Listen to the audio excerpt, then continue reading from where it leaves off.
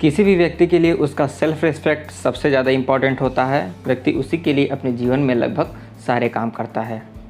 तो फ्रेंड्स, आज की इस वीडियो में हम बात करने वाले हैं कि सेल्फ रिस्पेक्ट क्या होती है और उसका उल्लंघन करने पर यानी कि मानहानि, उस पर आपको क्या सज़ा का प्रावधान किया गया है और इसको क्या कहते हैं। चलिए इस वीडियो में हम इसके बारे में समझते हैं।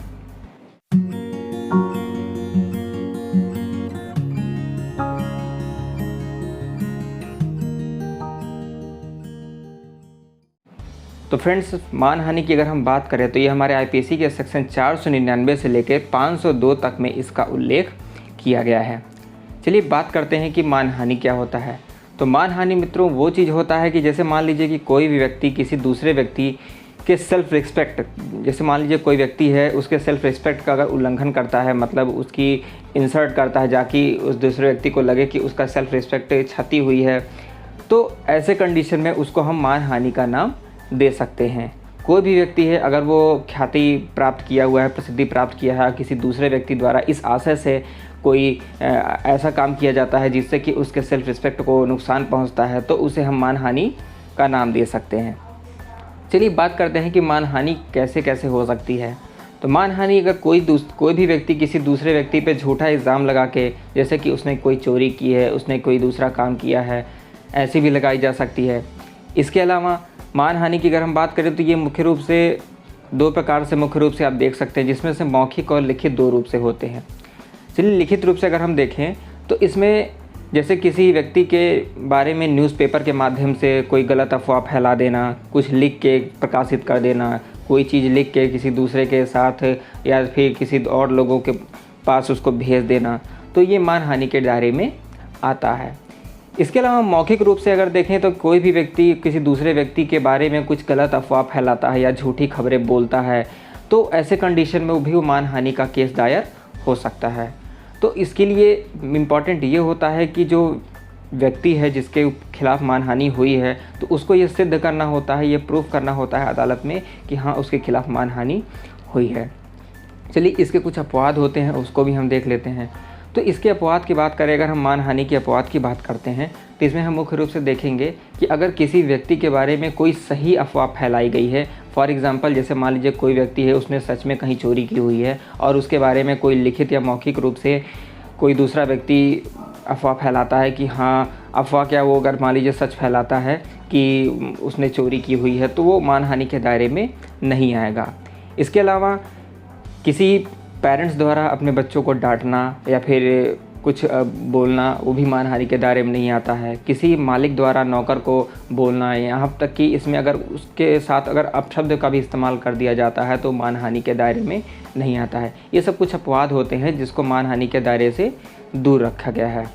तो कुल मिला के हम ये समझ सकते हैं कि मानहानि एक ऐसी चीज़ है जिस किसी व्यक्ति के बारे में झूठी अफवाह फैलाना, अगर वो व्यक्ति सही है उसके बारे में झूठी अफवाह फैलाना जिससे उसके सेल्फ रिस्पेक्ट को नुकसान पहुंचे, तो वो मानहानि के दायरे में आता है। मानहानि की अगर हम बात करें तो मानहानि जो है मृत व्यक्ति के बारे में भी आ सकता है। फॉर एग्ज़ाम्पल कोई मृत व्यक्ति है जिसने अपनी ख्याति प्राप्त की हुई है और कोई ऐसी चीज़ें प्रकाशित करना या फिर बोलना जिससे कि उस व्यक्ति के चरित्र पे या उस व्यक्ति के ख्याति पे प्रभाव पड़े, तो उस कंडीशन में भी हम उसको मानहानि के दायरे में ला सकते हैं।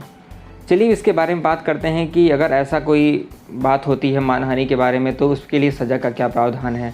तो मानहानि के लिए सज़ा का प्रावधान मुख्य रूप से 2 साल की कैद और जुर्माना या फिर दोनों से आपको दंडित किया जा सकता है। इसके अलावा मानहानि के कुछ आवश्यक तत्व होते हैं। जैसे मानहानि अगर कोई व्यक्ति किसी दूसरे व्यक्ति का करता है तो उसके पीछे उसका गलत आशय होना चाहिए। उस व्यक्ति के द्वारा जो भी खबर फैलाई गई है वो खबर झूठी होनी चाहिए। दूसरे व्यक्ति ये सिद्ध होना चाहिए कि जो खबर फैलाई गई है उससे अगले व्यक्ति की जो ख्याति होती है या फिर जो उसकी सेल्फ रिस्पेक्ट होती है उसको नुकसान पहुंच रही है। अगर ये सब सारी कंडीशन फुलफ़िल करते हैं तो मानहानि का केस उसमें दायर हो जाता है। तो फ्रेंड्स, ये था मुख्य रूप से मानहानि के बारे में, जिसमें आपने जाना कि मानहानि क्या होती है, जैसे किसी व्यक्ति के सेल्फ रिस्पेक्ट को नुकसान पहुंचाना। कुल मिला के मैं ये कह सकते हैं कि किसी दूसरे व्यक्ति के सेल्फ रिस्पेक्ट को नुकसान पहुंचाना, चाहे अखबार के माध्यम से या मौखिक माध्यम से, कोई पेंटिंग के माध्यम से या फिर कोई चित्रकारी के माध्यम से।